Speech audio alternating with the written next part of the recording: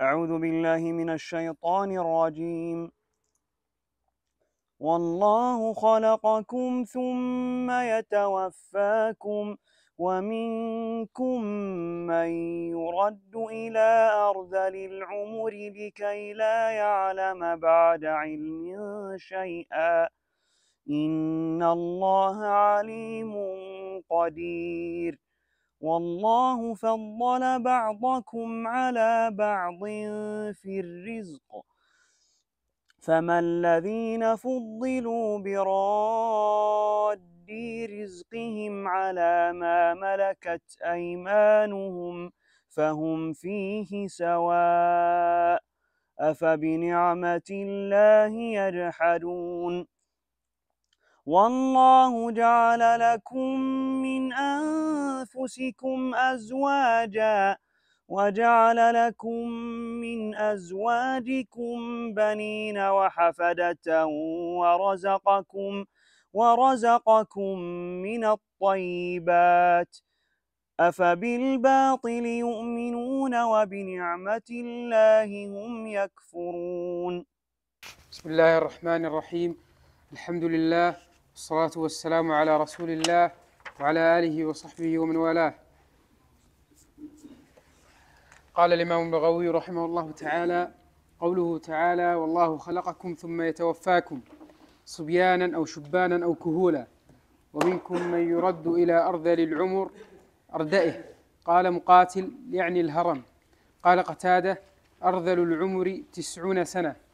روي عن علي قال: أرذل العمر 75 سنة، وقيل 80 سنة، لكي لا يعلم بعد علمه شيئا، لكي لا يعقل بعد عقله الأول شيئا. إن الله عليم قدير.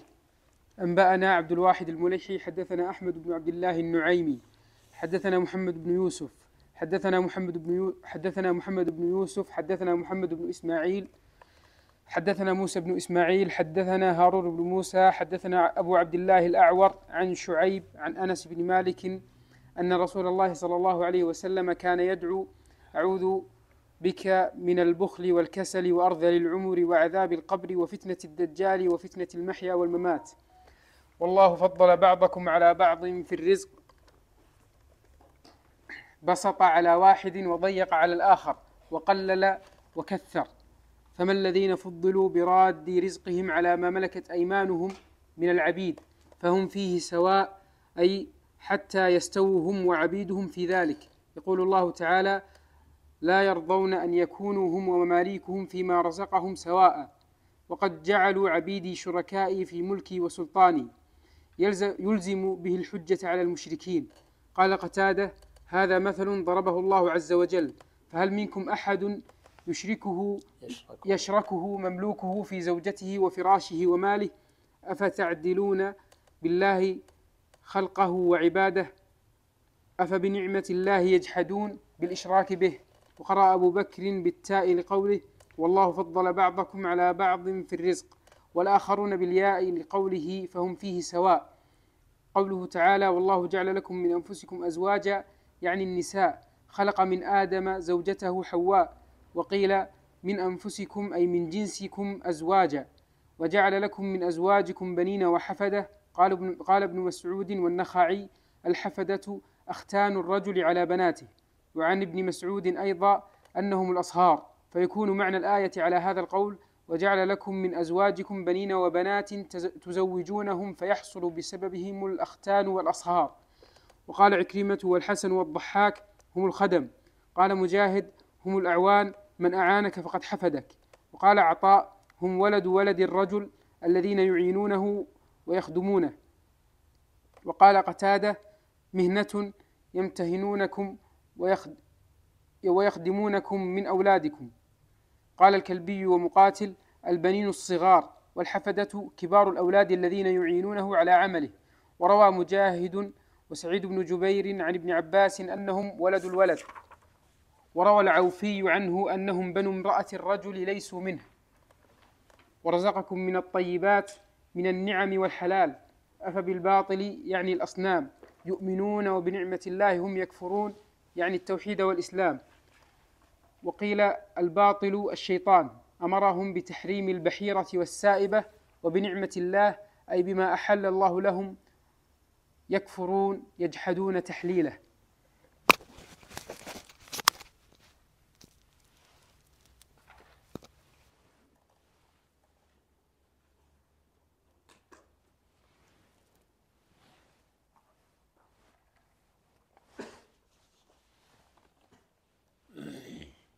بسم الله الرحمن الرحيم. الحمد لله رب العالمين، صلى الله وسلم على نبينا محمد وعلى آله وصحبه أجمعين. اللهم علمنا ما ينفعنا وانفعنا بما علمتنا وزدنا علما يا رب العالمين. سبحانك لا علم لنا إلا ما علمتنا إنك أنت العليم الحكيم. يقول الله عز وجل: والله خلقكم ثم يتوفاكم ومنكم من يرد إلى أرذل العمر لكي لا يعلم بعد علم شيئا إن الله عليم قدير. لما ذكر الله جل في علاه عجائب ما خلق من الماء والنبات من النخيل والأعناب وسائر الثمرات، وذكر الأنعام وما يخرج من بطونها من اللبن السائغ شرابه، ثم ذكر النحل وما هداه ليخرج منه ذلك الشراب الذي جعل فيه الشفاء للناس، أعاد القول في الإنسان ذلك المخلوق الذي كرمه الله عز وجل وكلفه وشرفه بالبيان والحجة والخصام، فذكره في أول السورة عند قوله تعالى: خلق الإنسان من نطفة فإذا هو خصيم مبين.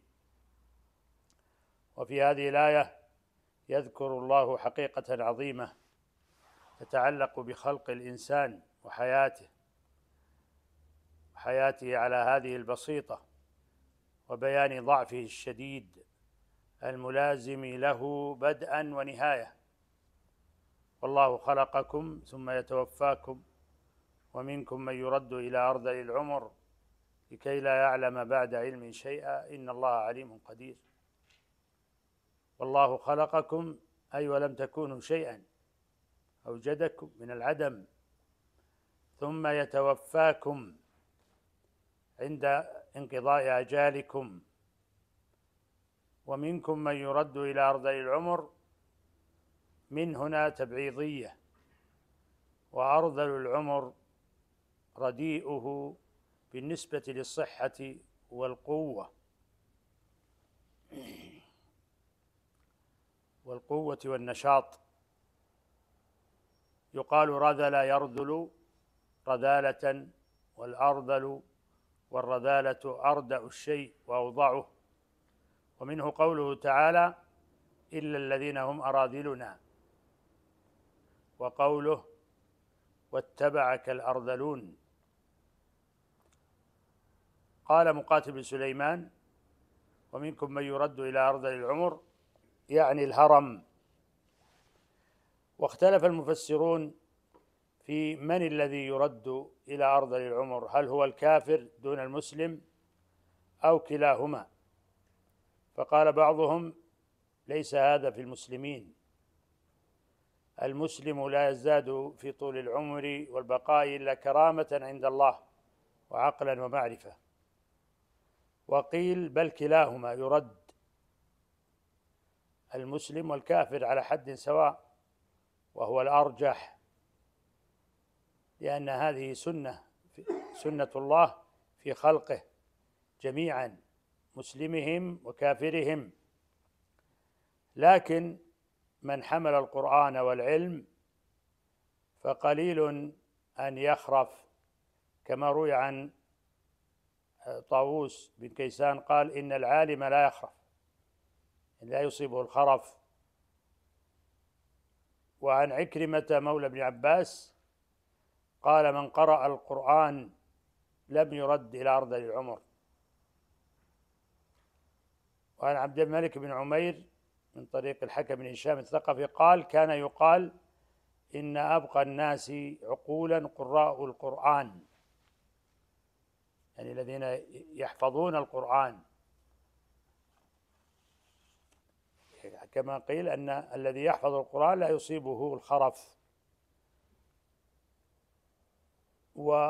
هذا في الغالب، وقد يحصل غيره، لكن في الغالب أن من حفظ القرآن وأخذ العلم فإن الله عز وجل يحفظ عقله ويتمتع بعقله دون الجسد، يتمتع بعقله إلى آخر حياته. وقوله عز وجل لكي لا يعلم بعد علم شيئا، اللام للصيرورة هنا العاقبة، يعني ليست للتعليل وإنما للعاقبة والصيرورة. والعلم هنا المقصود لكي لا يعلم هي المعرفة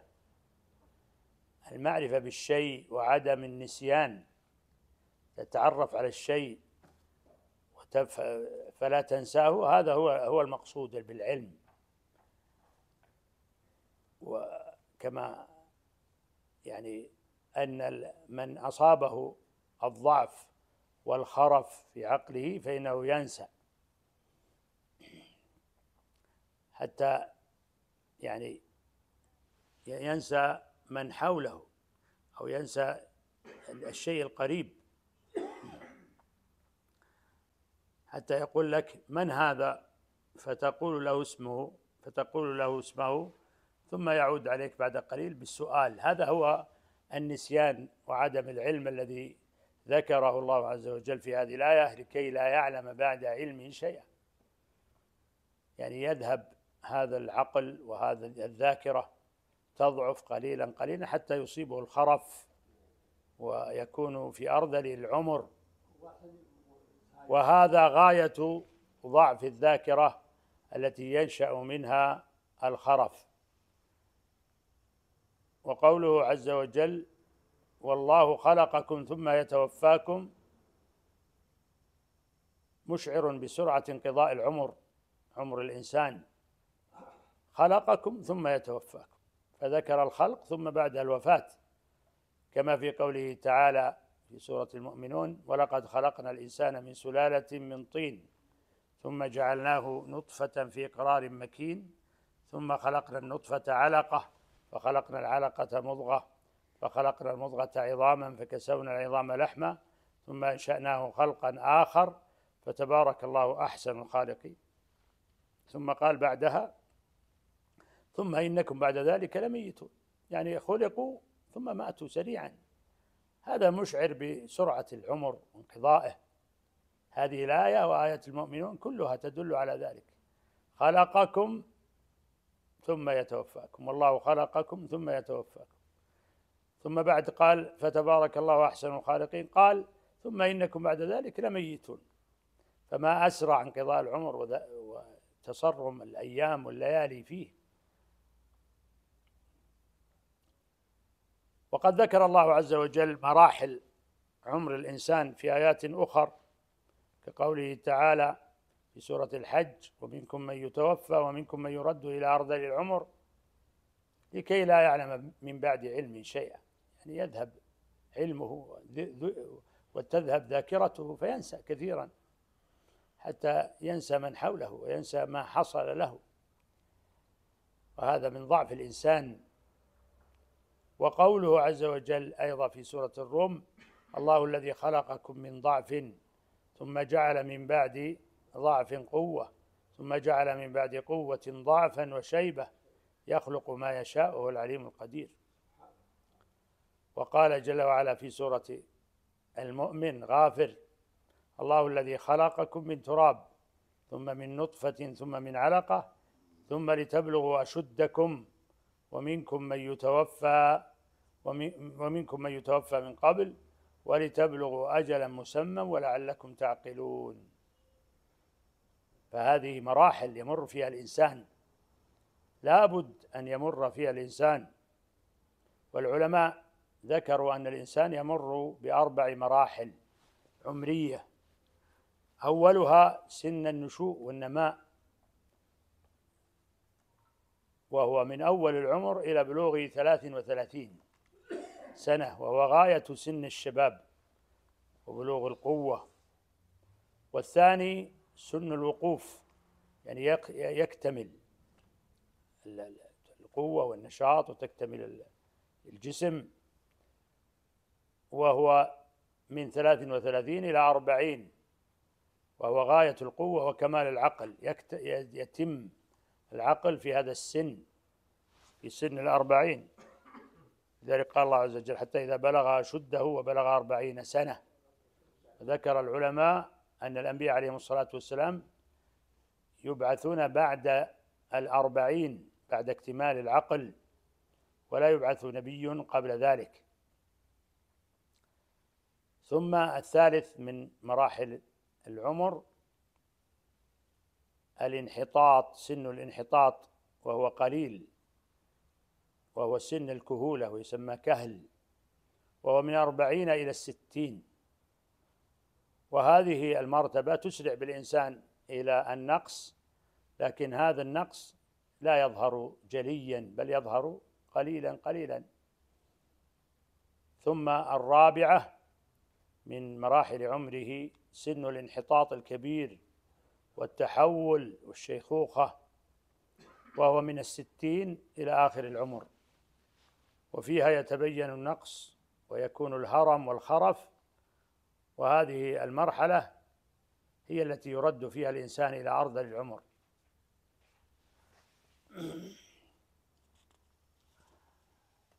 وإذا علم الإنسان سرعة انقضاء العمر فعليه أن يجتهد فيما ينفعه في أخراه، ويستغل أيام شبابه وقوته في ذلك.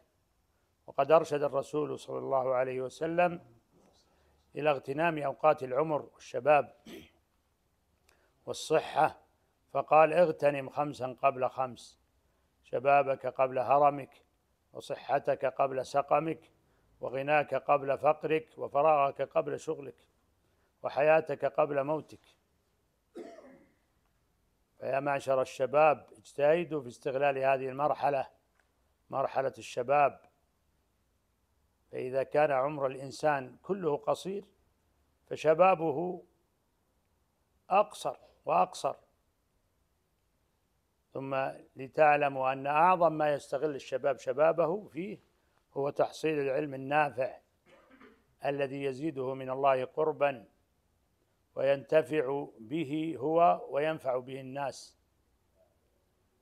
والشباب، مرحلة الشباب مرحلة العمل والقوة والنشاط، لأنه فترة قوة بين ضعفين: ضعف الطفولة وضعف الشيخوخة، كما قال تعالى: الله الذي خلقكم من ضعف ثم جعل من بعد ضعف قوة ثم جعل من بعد قوة ضعفا وشيبة. ولن يعرف قدر الشباب إلا من تجاوزه ودلف إلى الشيخوخة، ودلف إلى الشيخوخة والضعف، كما قال الشاعر: فيا ليت الشباب يعود يوما فأخبره بما صنع المشيب. وقد قال الإمام أحمد رحمه الله: ما شبهت الشباب إلا بشيء كان في كمي فسقط، يعني سريع الذهاب لشدة قصر فترة الشباب، كأنه شيء سقط من دون أن يشعر به. وقال آخر في غلام سأله عما يسمع من دقات الساعة التي تكون في دقات، قال: وغلام قرب الساعة من أذنيه يسمع منها الطرقات. قال: ما بداخلها؟ قلت: سوسة تقرض أيام حياتي. قال: ما بداخلها؟ قلت: سوسة تقرض أيام حياتي. وأحسن الشاعر إذ يقول: دقات قلب المرء قائلة له إن الحياة دقائق وثواني. يعني هذه الحياة سريع ما تنقضي وتذهب.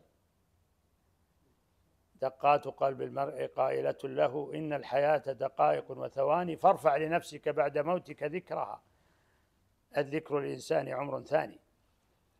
وكما أن العمر قصير فإن آخره لمن طال به العمر فيه من المنغصات والمنقصات ما جعل الرسول صلى الله عليه وسلم يتعوذ أن يرد إليه. كما جاء في صحيح البخاري عند تفسير هذه الآية في كتابه الصحيح، قال رحمه الله: باب قوله تعالى: ومنكم من يرد إلى أرذل العمر. قال حدثنا موسى بن إسماعيل قال حدثنا هارون بن موسى أبو عبد الله الأعور عن شعيب عن أنس بن مالك رضي الله عنه أن رسول الله صلى الله عليه وسلم كان يدعو: أعوذ بالله من البخل والكسل وأرذل العمر وعذاب القبر وفتنة الدجال وفتنة المحيا والممات. وفي مقداره من السنين 3 أقوال، يعني أرذل العمر ذكر العلماء في مقداره 3 أقوال. أحدها 75 سنة قاله علي رضي الله عنه، والثاني أنها 90 سنة، أو الثاني 80 سنة قاله قتادة، قاله قطرب، والثالث 90 سنة قاله قتادة. فهذا العرض للعمر هو كما مر معنا في مراحل العمر، هو ما بعد 60 يبدأ النقص الشديد في الإنسان من بعد 60، ثم إذا طال به العمر إنه يضعف سمعه بصره وجوارحه، ثم يدب الضعف إلى عقله وذاكرته، فيبدأ في الخرف فيصبح كالطفل الصغير. فما أقصر عمر الإنسان، فينبغي الإنسان أن يجتهد في طاعة الله عز وجل استفادة من هذا العمر، وخاصة الشباب يجتهد في العلم وما يقربه إلى الله عز وجل، ولا يذهب هذه الأيام والليالي سدى، فإن أكثر من يعاني من الفراغ هم الشباب، وهذا مؤسف جدا. وقد قال الشاعر: إن الفراغ والشباب والجدة مفسدة للمرء أي مفسدة. ثم قال الله عز وجل: والله فضل بعضكم على بعض في الرزق، فما الذين فضلوا براد رزقهم على ما ملكت أيمانهم فهم فيه سواء أفبنعمة الله يجحدون. هذه الآية فيها بيان ضلال شرك المشركين، في مثال يضربه الله عز وجل في أنفس المشركين، كما قال تعالى في آية أخرى شبيهة بها في المعنى تماما، وهي قوله تعالى: ضرب لكم مثلا من أنفسكم هل لكم مما ملكت أيمانكم من شركاء فيما رزقناكم فأنتم فيه سواء تخافونهم كخيفتكم أنفسكم. قال ابن عباس رضي الله عنهما في هذه الآية: لم يكونوا ليشركوا عبيدهم في أموالهم ونسائهم، فكيف يشركون عبيدي معي في سلطاني، فذلك قوله عز وجل: أفبنعمة الله يجحدون. وقال في رواية أخرى عنه رضي الله عنه: فكيف ترضون لي ما لا ترضون لأنفسكم. وقال مجاهد: هذا مثل الآلهة الباطلة. وقال قتادة: هذا مثل ضربه الله، فهل منكم من أحد شاركه مملوكه في زوجه وفي زوجته وفراشه فتعدلون بالله خلقه وعباده، فإذا لم ترضى لنفسك هذا فالله أحق أن ينزه منك. هذا المعنى المثل الذي ضربه الله عز وجل، وهذا المعنى الذي جاء في هذه الآية وآية الروم. وفي هذه الآية أيضا كذلك إشارة إلى أن الله وحده رازق الجميع، المالك والمملوك، فلا يحسبن المالك أنه هو الذي منه الرزق، ولا يحسبن المملوك أن رزقه من المالك، فالرزق كله من الله عز وجل. فلذلك ختم الآية بقوله: أفبنعمة الله يجحدون.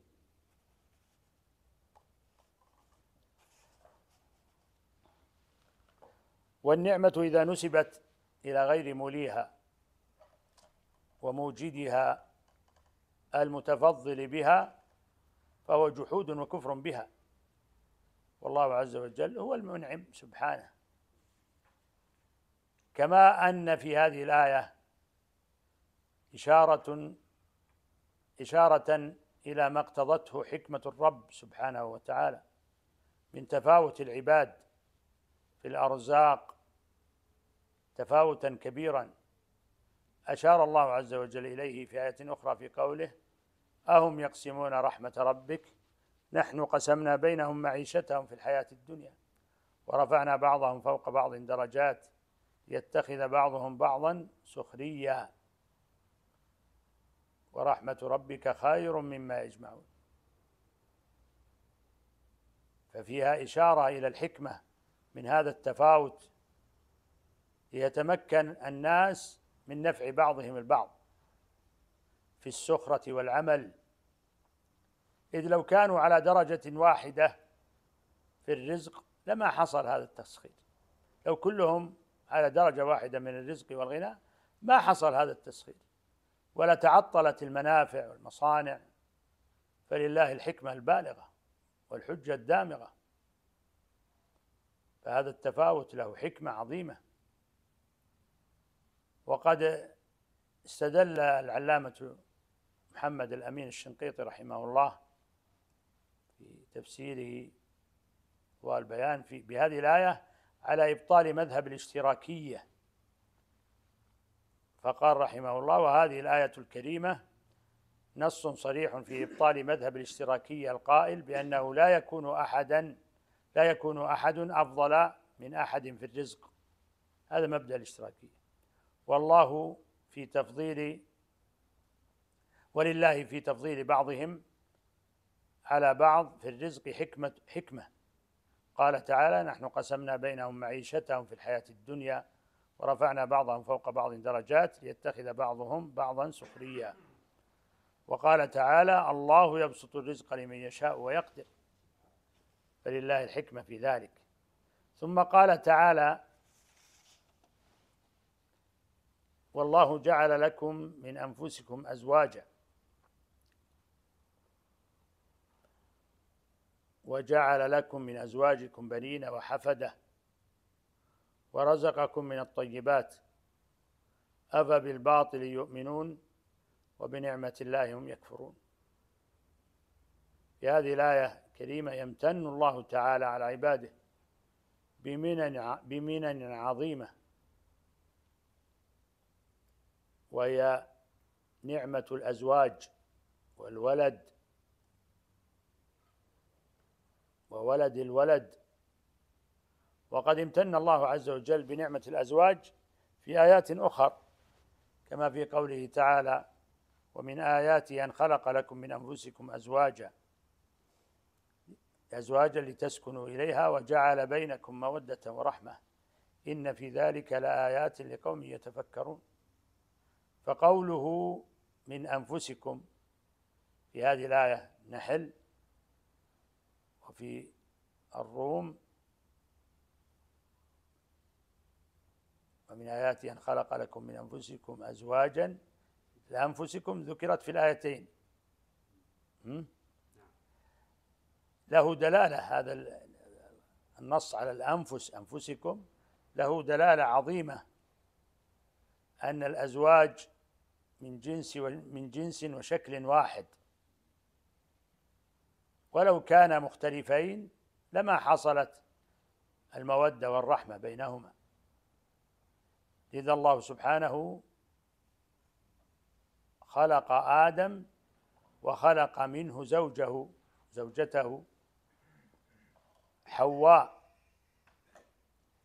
لتكون بعضا منه ولتحصل تلك المودة والرحمة، كما جاء في الأثر أن حواء خلقت من ضلعه الأيسر وخلقت وهو نائم،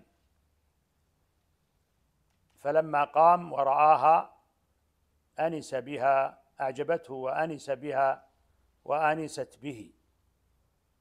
ويؤيد هذا ما جاء في الصحيح أن النبي صلى الله عليه وسلم قال: استوصوا بالنساء خيرا استوصوا بالنساء فإن المرأة خلقت من ضلع، وإن أعوج شيء في الضلع أعلاه، إن ذهبت تقيمه كسرته، وإن تركته لم يزل أعوج. يعني إن المرأة ينبغي أن تراعى، حتى ولو حصل منها الخطأ فإنها تراعى، ويتجاوز الرجل عنها، فليست المرأة كهيئة الرجل. وقد أشار الله عز وجل إلى الخلق الأول في قوله تعالى: يا أيها الناس اتقوا ربكم الذي خلقكم من نفس واحدة وخلق منها زوجها وبث منهما رجالا كثيرا ونساء.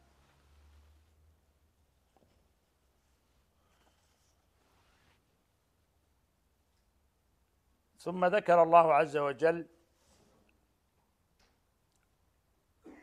نعمة الولد الذي يكون من الزوجين،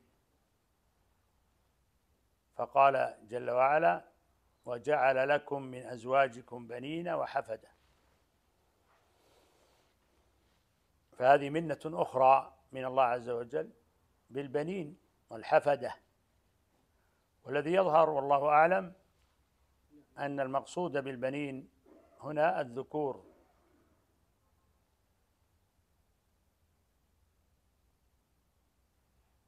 لسببين: الأول أن الأولاد الذكور فيهم امتداد النسب للإنسان، فيمتد نسب الإنسان أو ينقطع بعدم وجود الأولاد الذكور. لو كان عنده أولاد بنات يمتد نسبه؟ ما يمتد، يقف. أما الذكور، الأولاد الذكور وأولادهم، فبهم يمتد النسب ويستمر النسل بهم، والنسب إلى فلان، ينسبون إلى فلان.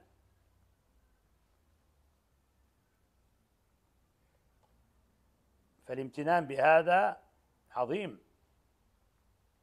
والثاني، السبب الثاني، أن الأولاد ذكور وأولادهم هم الأكثر عونا وخدمة، يخدمون آباءهم ويقفون على حاجاتهم وخدمتهم، حتى لقيل إن الحفد يعني في اللغة هو الإسراع في الخدمة.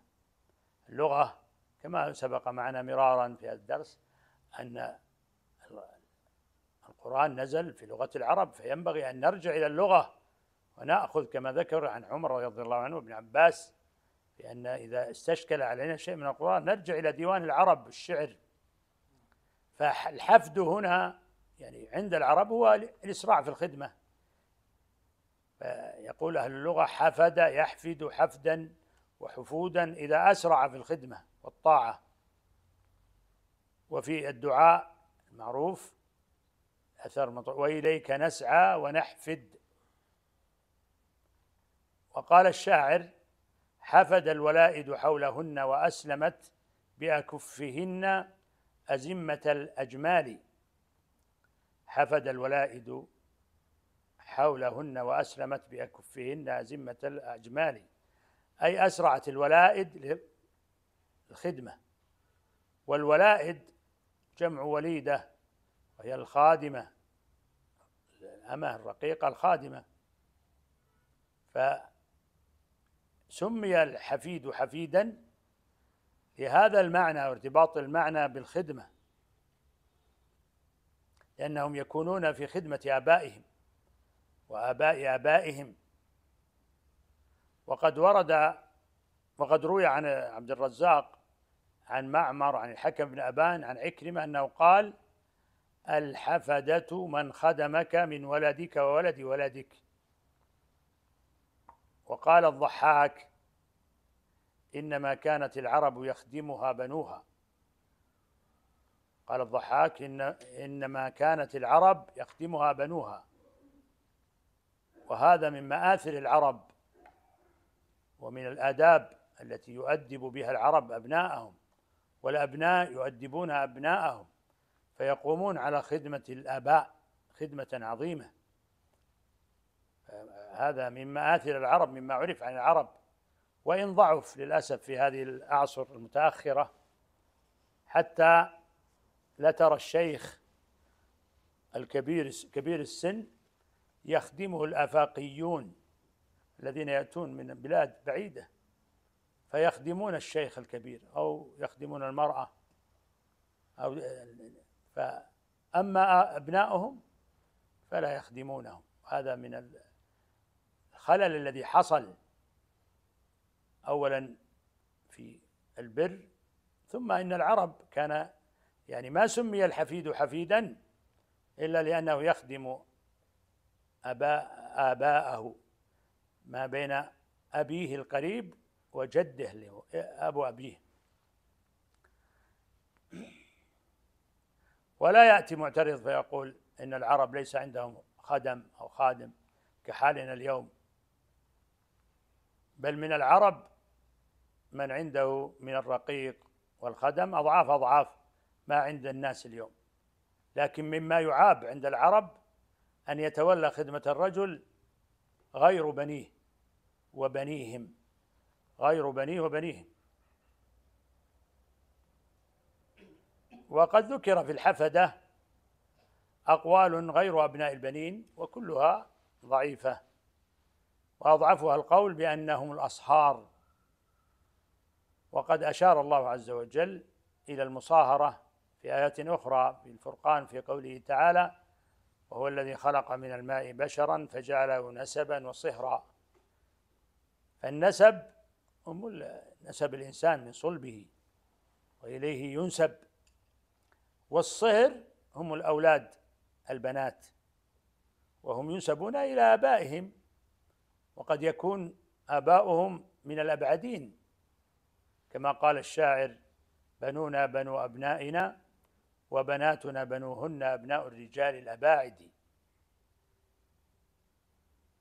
فالأبناء الحفدة هم أبناء البنين كما قال الله عز وجل في هذه الآية: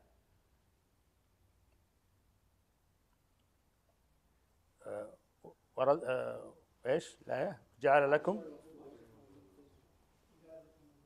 من أزواجكم بنين وحفدة، بنين وحفدة. فالبنين هم الأولاد، والحفدة أولاد وأولاده، الأولاد أولاد. ثم قال تعالى: ورزقكم من الطيبات. والطيبات وصف عام يشمل كل طيب وهو عكس الخبيث. طيبات أنواع كثيرة من أنواع الثمار والحبوب والحيوان، كلها طيبات الله عز وجل امتن بها، كما ذكر الله عز وجل في هذه السورة الكريمة أصنافا منها. ثم قال جل وعلا: أفبالباطل يؤمنون. وهذا استفهام إنكاري توبيخي. الله عز وجل استنكر على المشركين الكافرين الذين لم يرعوا هذه النعم العظيمة ونسبوها إلى غير الله عز وجل. وقد ذكر المفسرون أن المقصود بالباطل إما الأصنام أو الشيطان، يعني أنه الباطل هنا إما أن يكون الشيطان وإما أن يكون الأصنام التي يعبدها هؤلاء المشركون. وكل من نسب النعم إلى غير الله عز وجل فقد آمن بالباطل وكفر بنعمة ربه. ولذلك قال سبحانه: وبنعمة الله هم يكفرون. فمن لم يشكر الله عز وجل وينسب النعمة إليه ويوحده ويستجيب لأمره وأمر رسله عليهم الصلاة والسلام فقد وقع في الشرك وكفر بالنعمة. ومن أعظم النعم العظيمة التي ذكر الله عز وجل في هذه السورة النعم الدينية، وهي نعمة الإيمان والوحي التي استهلها الله عز وجل في أول هذه السورة بقوله: ينزل الملائكة بالروح من أمره على من يشاء من عباده أن أنذروا أنه لا إله إلا أنا فاتقون. والمشركون قد كفروا بنعم الله عز وجل، وقد أشار الله إليهم بقوله: ألم تر إلى الذين بدلوا نعمة الله كفرا وأحلوا قومهم دار البوار. ويستدل بهذه الآية على استحالة أن يتزوج الإنسان من غير جنسه، كما قد ذكر أن بعض الناس تزوج من إيش؟ من الجن. هذا لا يصح أبدا. وأما ما روي من الأثر أن إحدى أبوي بلقيس التي حكمت اليمن والتي ذكرها الله عز وجل في سورة النمل كان جنيا، فحديث باطل ومنكر سندا ومتنا، والله أعلم. ونقف على قول الله عز وجل: إيش؟ ويعبدون من دون الله ما لا يملك لهم رزقا من السماوات والأرض شيئا ولا يستطيعون. والله أعلم، وصلى الله وسلم على نبينا محمد.